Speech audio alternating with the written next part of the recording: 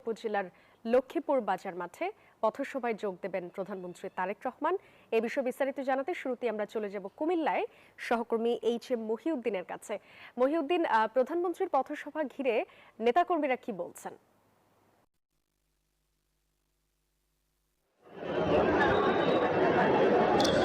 ধন্যবাদ আপনাকে। আপনি যেমনটি বলছিলেন যে প্রধানমন্ত্রী তারেক রহমান এই প্রধানমন্ত্রী হওয়ার পরেই তিনি কুমিল্লার এই খাল খনন কাজে চাঁদপুর যাচ্ছেন। প্রতিমধ্যেই কুমিল্লা বরুড়া উপজেলার লক্ষ্মীপুর বাজার যে মাঠ রয়েছে, খেলার মাঠ, সেই খেলার মাঠে তিনি পথসভা করবেন।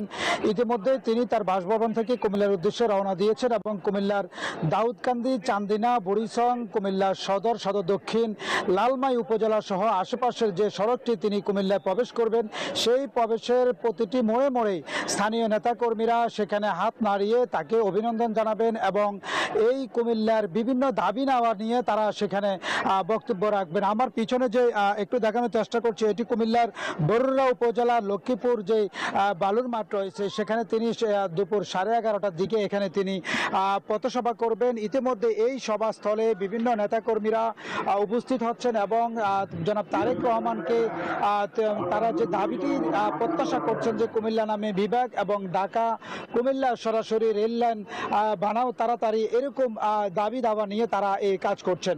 কুমিল্লার এই বরুড়া লক্ষ্মীপুর যেই মাঠটি রয়েছে, এটি হচ্ছে কুমিল্লা 7 নির্বাচনী এলাকা।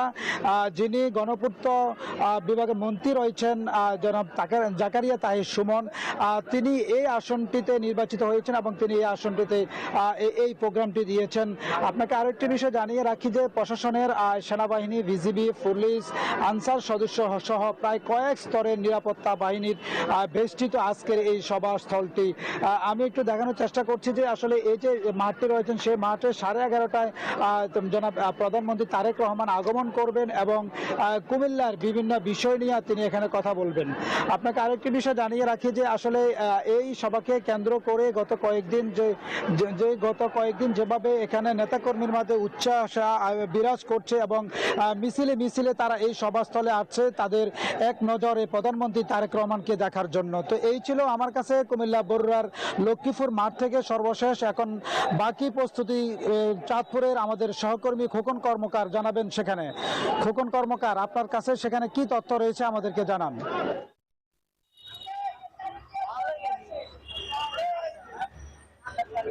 হ্যাঁ মহিউদ্দিন, আপনি যেমনটি বলেছিলেন যে কুমিল্লার পরপরেই কিন্তু